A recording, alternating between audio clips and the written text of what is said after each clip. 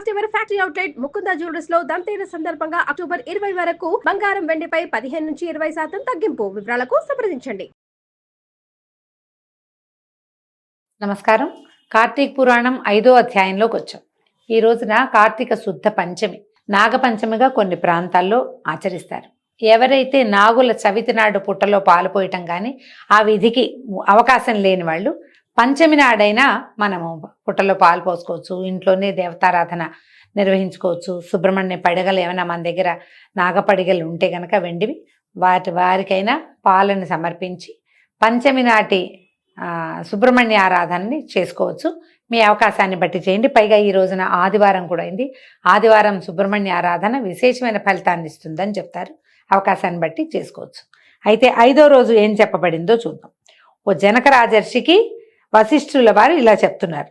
కార్తీక మాసమందు పాపక్షయం కోసం పుణ్యాన్ని చేయాలి. పుణ్యం చేత పాపం నశించటమే కాక మన పుణ్యబలం కూడా పెరుగుతుందన్నమాట. అయితే కార్తీక మాసంలో హరిసన్నిధిలో భగవద్గీత పారాయణం చేసేవాళ్ళు పాము కుబుసాన్ని విడిచినట్టుగా పాపాలని విడిచేస్తాడు. పాము ఏమిటి, కొంతకాలానికి కుబుసం విడిచేస్తుంది, కొత్త కుబుసం వస్తుంది, దానికి కొత్త చర్మం వస్తుంది. అట్లా పాపం తొలగిపోతుందట, తన మీద నుంచి వెళ్ళిపోతుంది అనమాట. కార్తీక మాసంలో తులసి దళములతోనూ గన్నేరు పువ్వులతోనూ హరిని పూజించిన ఎడల వైకుంఠమునకు పోయి హరితో కలిసి సుఖించును. అంటే విష్ణు ముక్తులు 4 రకాలుగా చెప్తారండి. సాయుజ్య, సామీప్య, సాలోక్య, సారూప్య ముక్తులు. విష్ణు సాయుధ్యాన్ని పొందుతారంటే ఆయనలో కలిసిపోవటం. సారూప్యాన్ని పొందుతారంటే విష్ణువు లాంటి స్వరూపాన్ని పొంది ఆయన్ని సేవించుకుంటూ ఉంటారు. సామీప్యం అంటే విష్ణువు యొక్క సన్నిధిలో నివసించేందుకు అవకాశం లభిస్తుంది. తర్వాత సామీప్యము, సాలోక్యము, విష్ణు లోకంలో ఉండటము, ఆయనతో పాటే ఆ లోకంలోనే ఉండటము, ఇలాంటివి ముక్తులు లభిస్తాయి. విష్ణువే కాదు, శివుడికి కూడా ఇలాగే చెప్తారు ముక్తులు 4 రకాలని. అయితే ఈ 4 రకాల ముక్తుల్లో కొంతమంది గౌరీ లోకాన్ని పొందే వాళ్ళు కూడా ఉంటారు. పతివ్రతలుగా మరణించిన స్త్రీలు, పతిని అనుసరించి మరణించిన వారు, పతి కంటే ముందు అంటే పచ్చగా మరణించిన వారు, 5వ తనంతో భర్త జీవించి ఉండగానే ముందే మరణించిన వారు, వీళ్ళందరికీ గౌరీలోకాన్ని పొందుతారని, వారి వారి పుణ్యాన్ని బట్టి సామీప్యమా, సారూప్యమా, సాలోక్యమా, సాయుజ్యమా అనేది అది వారి పుణ్యాన్ని బట్టి కుదురుతుందన్నమాట. హరితో కలిసి విష్ణులోకం నందు అంటే వైకుంఠమునందు నివసించగలరు. కార్తీక మాసమందు భగవద్గీతలోని 10, 11 విభూతి యోగము, తర్వాత విశ్వరూపయోగము సందర్శనము, వాటిని కూడా విశ్వరూపయోగాన్ని కూడా ఈ రెండింటినీ గనక ఈ 2 అధ్యాయాలని పారాయణ చేస్తే విష్ణు లోకానికే అధిపతి అవుతారు. అంటే ఒక అధికారి అవుతాడట విష్ణులోకంలో. కార్తీక మాసమందు హరిసన్నిధిలో శ్లోకములు గాని, శ్లోక పాదమును గాని, పురాణాన్ని గాని చెప్పిన వాళ్ళు, విన్నవాళ్ళు కర్మబంధ వినిర్ముక్తులు అవుతారు. కార్తీక మాసమందు శుక్లపక్షంలో వనభోజనం చేసేవారు సమస్త పాపముల నుండి విముక్తి పొందుతారు. కార్తీకంలో వనభోజనాన్ని విశేషంగా చెప్తారు.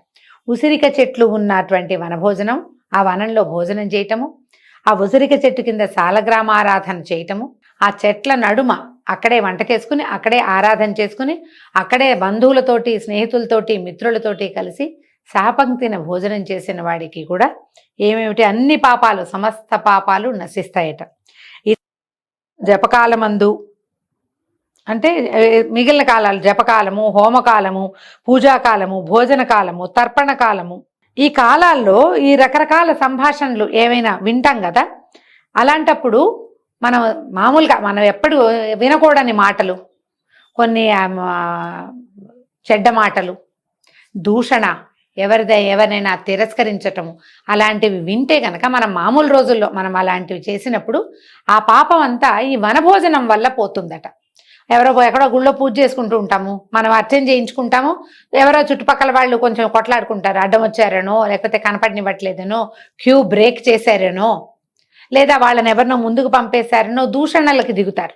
దేవాలయంలో అయినా సరే మనం అలాంటివి చెవిన పడ్డప్పుడు ఏమవుతుంది, ఒక రకమైన పాపం కలుగుతుంది. అది ఇప్పుడు పోతుందట.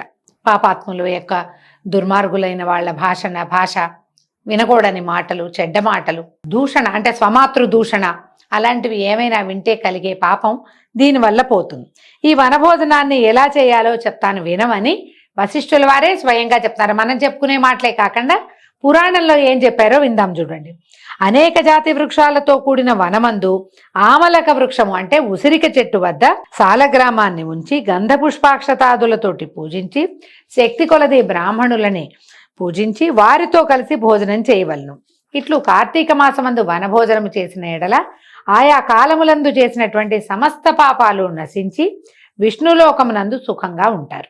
కాబట్టి కార్తీకంలో వనభోజనాన్ని తప్పక ఆచరించాలి. స్నేహితులు ఎవరైనా పిలుస్తారు కదా, మాకు అలవాట్లేదండి, అలా ఏమనక్కర్లా, శుభ్రంగా వెళ్ళి భోజనం చేస్తే మంచిది. కార్తీక మాస మహాత్మ్యాన్ని భక్తితో విని బ్రాహ్మణుని కుమారుడైనటువంటి ఒక యువకుడికి ఎలాంటి దుర్యోగం పోయిందో తెలుసుకోమంటున్నారు, కథ చెప్తున్నారనమాట. అయితే ఈ మునీశ్వరుని అడిగాడు ఈయన జనకుడు, ఈ బ్రాహ్మణ కుమారుడు ఎవరు, అతను ఏ విధంగా ఏ రకమైన కర్మలు చేశాడు, ఏది పోగొట్టుకున్నాడు, ఆ వృత్తాంతాన్ని వినాలని నాకు చాలా ఉత్సాహంగా ఉంది. ఏ బ్రాహ్మణ కుమారుడు ఇట్లా పాపాన్ని పోగొట్టుకున్నాడో చెప్పమన్నారు. చెప్పంటే పూర్వమట కావేరీ తీరంగంలో ఈ వేదాంగ పారంగతుడైన దేవశర్మ అనే బ్రాహ్మణ ఆయన ఉండేవాడట.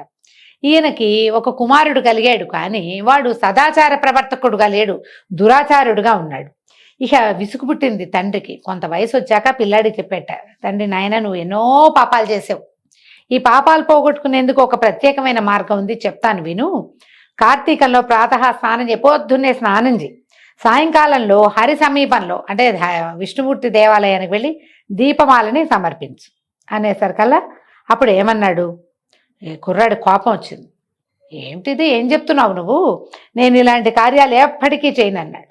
నేను అవన్నీ చేయను, ఈ పొద్దున్నే స్నానం ఎవరు చేస్తారు చలి రోజుల్లో, కార్తీకం అంటే ఏమిటి చలికాలం, నీళ్ళలో ఎవరన్నా పొద్దున్నే స్నానం చేస్తారో, నేను చెయ్యను ఒకటి. రెండోది, నేను అసలు గుళ్ళోకి వెళ్ళటం లేదు, ఆ దీపాలు గీపాలు అవన్నీ ఎవరు పెడతారు, నేను ససేమిరా చేయను అన్నాడు. అనేసరికల్లా తండ్రికి పిచ్చి కోపం వచ్చింది. నువ్వు ఇవి చేసేవన్నీ చెత్త పనులు, సరైన పని చేయటం లేదు, బ్రాహ్మణుడు ఇట్లాంటి దుష్ప్రవర్తన కలిగి ఉన్నావు, కనీసం ఇదేదో ఒక క్రియ చేసుకో, ఈ పాపం పోగొట్టుకుని ఇక్కడి నుంచైనా సదాచారవంతుడిగా ప్రవర్తించమంటే నువ్వు మాట వినలేదు, ఇంత మాట అన్నావు కాబట్టి అరణ్యంలో ఎలికగా పడుండమని కుమారుణ్ణి శపించేశాడు. శపించేసరికల్లా వాడు ఏడవటం మొదలుపెట్టాడు. నేను ఎలిగ్గా పడి ఉండాలా, అంటే నా జీవితం బురియల్లోనే ఉంటుందా, అయ్యో ఈయన మాట వింటే బాగుండేది, ఇంత పని చేశానని తండ్రి కాళ్ళు పట్టుకున్నాడు. పట్టుకుని నన్ను అడిగాడు, నన్ను రక్షించు, నువ్వు ఇంతగా శపిస్తావని నేను అనుకోవాలి, ఏదో నేను రోజు అవజ్ఞగా మాట్లాడతా, ఇవాళ కూడా అదే మాట్లాడాను, నన్ను రక్షించమనేసరికల్లా సరే తండ్రి సర్దుకున్నాడు. సర్దుకుని ఏమన్నాడు, అంత కోపం వచ్చింది కానీ మళ్ళీ చెప్పాడనమాట, నువ్వు ఎలికగా ఉన్నా కూడా కార్తీక మహాత్మ్యాన్ని నువ్వు ఏ రోజు వింటావో ఆ రోజు నీకు విముక్తి వస్తుంది అని చెప్పేసరికల్లా ఈ తండ్రి ఇలా చెప్పి ఊరుకున్నాడు. ఈ శుభ్రంగా ఇంత పొడుగున చక్కగా గుండు పిలక చక్కగా పంచకట్టుకుని లక్షణంగా ఉన్న కుమారుడు, అంటే లక్షణంగా అలంకరించుకోలే, బొట్టు గిట్టు ధరించలేదు, పాపం విభూతి పుండ్రాలు ధరించలేదు, కానీ చూడ్డానికి లక్షణంగా కనపడుతున్న కుమారుడు అమాంతము ఎలుకగా మారిపోయి ఇక ఎలా ఉన్నాడు, ఎంతో పెద్ద గజారణ్యం అనే ఒక పెద్ద అడవిలో ఫలాలతో కూడి అనేక జంతువులకి ఆధారభూతంగా ఉన్నటువంటి ఒక వృక్షకోటరం అంటే ఒక చెట్టు యొక్క తొర్ర యందు నివసించడం మొదలుపెట్టాడు.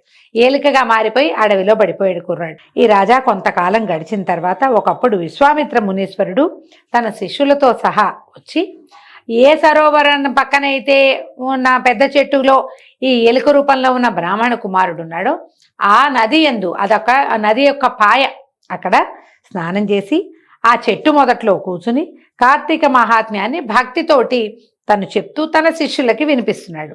అయితే ఏమైంది, ఎంతలో దురాచారపరుడు, క్రూరుడు, హింసకుడు అయినటువంటి ఒక కిరాతుడు ఈ వేట నిమిత్తం ఆ ప్రాంతానికి వచ్చి ఈ బ్రాహ్మణులు ఇక్కడ కనపడుతున్న ఈ ఋషులు వాళ్ళు కనిపిస్తున్నారు, విశ్వామిత్రుడు శిష్యులు అంటే ఏదో ఋషిగణమే, కొందరు శిష్యగణ బ్రహ్మచారులు కూడా ఉన్నారు.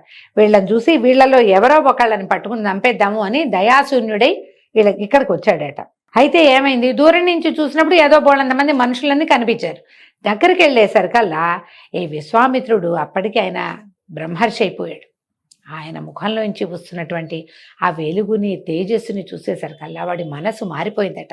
ఎప్పుడు కూడా సత్పురుషుల దర్శనం, మహానుభావుల దర్శనం వల్ల ఏమవుతుంది, మనసే మారిపోతుంది. వాడు అప్పటిదాకా చాలా హింసాపరుడుగా ఉన్నాడు, ఒక మానవుడినైనా చంపి తీసుకెళ్లాలన్న ఉద్దేశంతో దగ్గరికి వచ్చాడు, కానీ మహానుభావుడైనటువంటి ఎంతో తపశ్చర్య కలిగినటువంటి విశ్వామిత్రుడిని చూసేసరికల్లా అతని బుద్ధి మారిపోయింది.